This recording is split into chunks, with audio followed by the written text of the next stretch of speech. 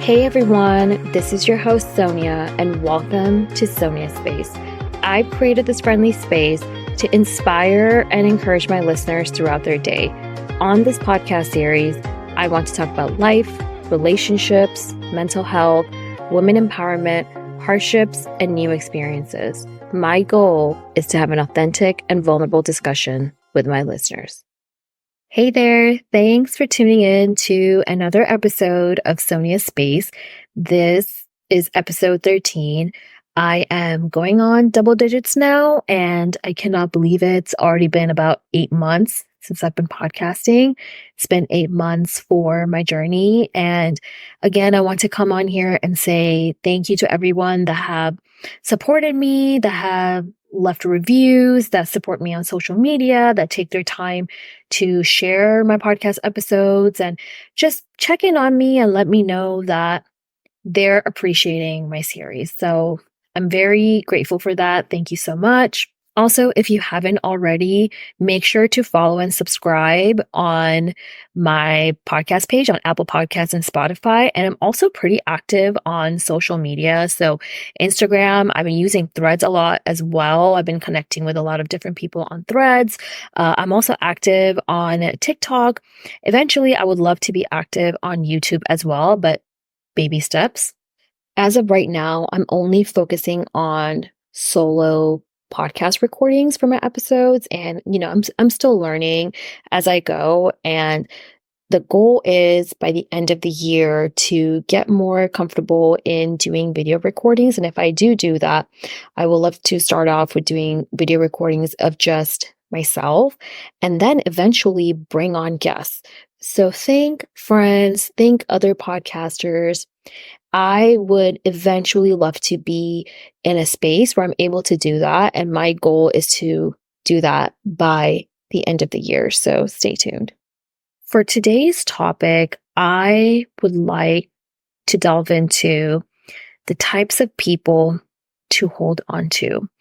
And I've been doing a lot of self-reflection, especially it being the month of Ramadan. So for those of you that don't know, Ramadan is a holy month of fasting, and we're essentially abstaining from food, drinks, and other different types of pleasures. So basically from sunrise till sunset, you're abstaining from these things, and you're really focusing on prayer. You're focusing on self-reflection. You're basically reassessing your life and your situations, and you're spending more time with family, you're spending more time with friends, people that you love. The sense of community is really there during the month of Ramadan. And I feel like this month I was able to have this sense of gratitude and appreciation for the wonderful people in my life, and also had the chance to really self-reflect on how I want to live my life moving forward, the changes that I'm making, the things that I want to keep,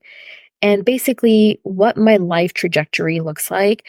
And not only what I want to do for myself, but also my environment and my surrounding. And it really does matter who you want to keep in your life throughout your personal journey.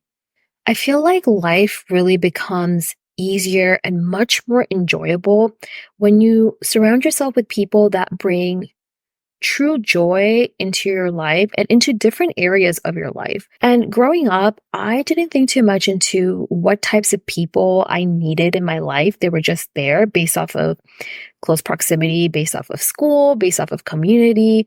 Growing up, you're not thinking too much into things like this, right? But once you become an adult and you're paving your own path, you are figuring out, okay, this is the type of relationship I want. These are the type of friends that I want. This is the type of professional lifestyle that I want. These are the type of interests and hobbies that I want to have in my life. And again, this keeps evolving. You evolve as well, but you realize that you start to filter things out and situations in your life to make sure that it is beneficial to you. And with that being said, you want to be around different types of people that serve their own purpose.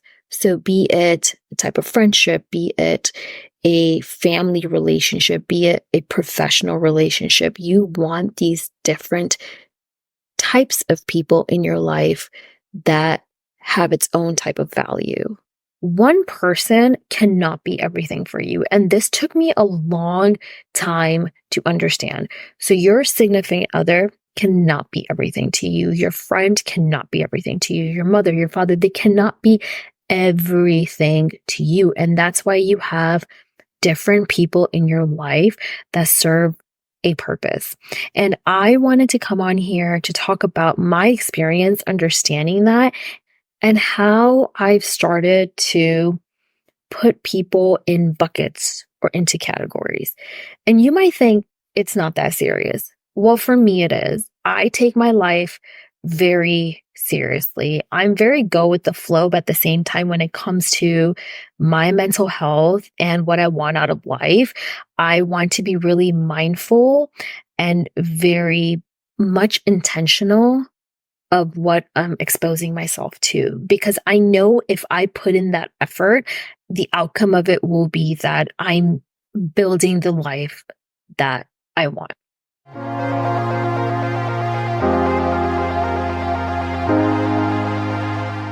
So the first type of person that I would say that I feel like everyone needs in their life, regardless of how private you are, you need at least one person that you can be vulnerable with, that you can share intimate details with, that you have this person in your life that's willing to lend an ear and that can help you in time of weaknesses and are faithful to you.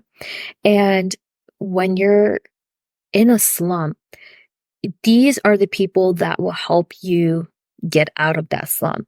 And these are the people that will offer you good advice, personal advice, and you respect their judgment and they know you well enough to give you their piece of judgment. And I only have a couple people like that in my life where I can really open up to. And I feel like I can remain faithful to, and they give me a reality check when I need it. And you need friends like that. You need that honest friend. You need that friend that keeps it real with you, even if you don't want to hear it. And these are the people that are true with you and they have good intentions with you. And I feel like everyone needs somebody like that in their life. The next category of people, or the type of friend that you want to have in your life, is someone that you can have fun with and someone that you can just party with and have a good time with. You know, these are the friends that are always down to have a good time. You can kind of unplug when you're around them or take a break from a stressful day or week. And they just bring out the laughter in you, right? Like these are just friends where you can just have a good time with.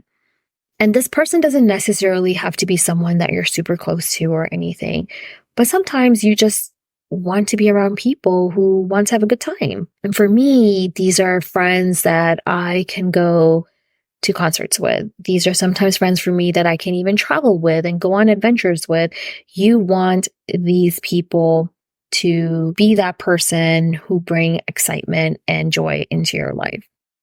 The next type of person that you want in your life, especially since I started podcasting and taking my career seriously, just taking my life seriously, you want to be around people that inspire you, especially being in my 30s where you're kind of taking life seriously. I mean, people are getting married, people are having kids, they're starting off with their business ventures or whatever it may be. You want to be around somebody that inspires you, and they may know it and may not know it, but you want to be around somebody that is successful or has a level of ambition or success that you desire. And they show you ways on how to improve yourself and kind of get you out of your comfort zone. Knowing that someone else can do it inspires you to also do it. So you want somebody who can be a living inspiration to you. And it doesn't necessarily have to be somebody that is in the same field as you. For me, I have people in my life that have their own businesses, or people in my life that are really good at what they do. And, you know, it doesn't necessarily have to be just about podcasting, but it kind of lets me know that with their determination and their drive, it's kind of like a support system for me And having somebody like that inspiring me, it brings fulfillment into my life. And going off of that category or that bucket, I would say that also having some sort of a mentor in your life is also great to have. And not everybody can have a mentor, but you should work on finding a mentor. And that could be someone in your business or career space that can give you advice. I feel like I have a couple people in my life professionally that are successful at what they've done. And they offer me advice, and I can go to them and ask for advice, especially when it comes to work-life balance. Even with podcasting, I actually talk to certain podcasters and, they're way ahead of me when it comes to podcasting. And I do ask for tips. I do ask for suggestions, and I talked to some podcast coaches as well who've given me feedback on my episodes and my editing skills and things of that sort. So you kind of want to have some people in your life that are there for professional advice, right? Like you have your personal life, but then you also have somebody who helps you out and kind of keeps a good eye on you professionally. And throughout the process of selecting your friends, any type of relationships that you have in your life, the different types of friends to serve a different purpose in your life, you want to make sure that it is not one-sided. You want to make sure that they also want you to be a part of their life. And not only that, you want to make sure that where you have these different types of friends, it's not one-sided. It's not codependent. It's not a toxic environment. You want to make sure that you're putting in the work and the outcome of that work is of good value and it's a quality type of relationship, a good quality relationship. It really is a form of self-care and love to be surrounded by people that uplift you, that make you happy, that make you laugh and help you when you're in need. You want to make sure that these are genuine people, people that genuinely care about you. And some are going to care more than others and some may not, but you know where each person stands and you need to determine how much effort you want to put in that type of relationship.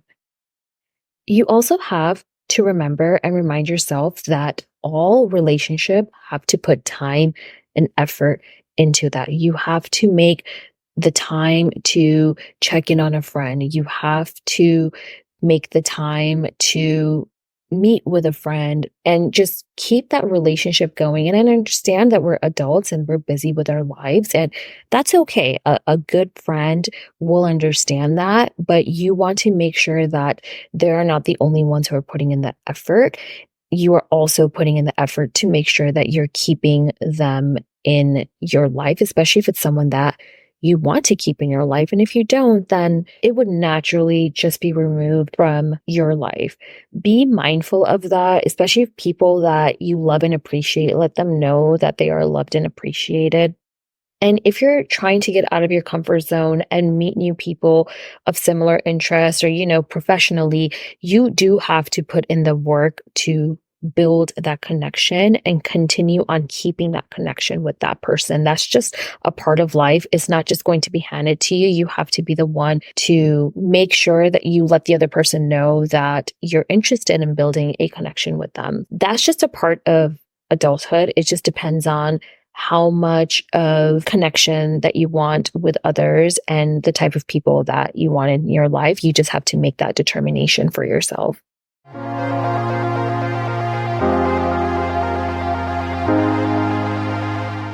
Let's move on to our next segment, which is going to be me explaining a new thing or a new experience that I've had. And for today's episode, I want to talk about a recent experience that I've had. A bunch of us friends, we went to a pottery class in Austin, and I've never actually been to a pottery class, and I've always wanted to go. It just looks so appealing to me. And it's a cute little spot near Bee Caves in Austin. It's called Pot Daddy. And basically you go to this person's backyard and they have this yellow yurt outside with a bunch of pottery making tables. And I think up to 8 people can go into that yurt. And we went ahead, they gave us a piece of clay and just kind of gave us a little demo and a tutorial on how to start off with the basics of pottery making. And we did that. A lot of us were messing up. It's definitely not easy, but it's so therapeutic, just working with the clay in your hand and determining or figuring out how you want the shape of it to be. And it was very interesting. It was very therapeutic. It was very relaxing.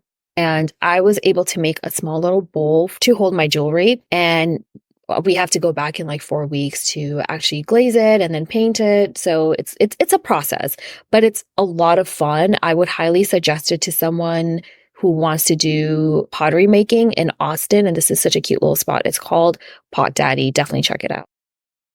Thank you so much for listening in today. I am so grateful for all the support and feedback I've been getting. Don't forget to follow and subscribe to Sonia Space and follow me on Instagram for sneak peeks on upcoming episodes as well as other inspirational content. I hope your day goes well and I've left you feeling inspired. Bye-bye.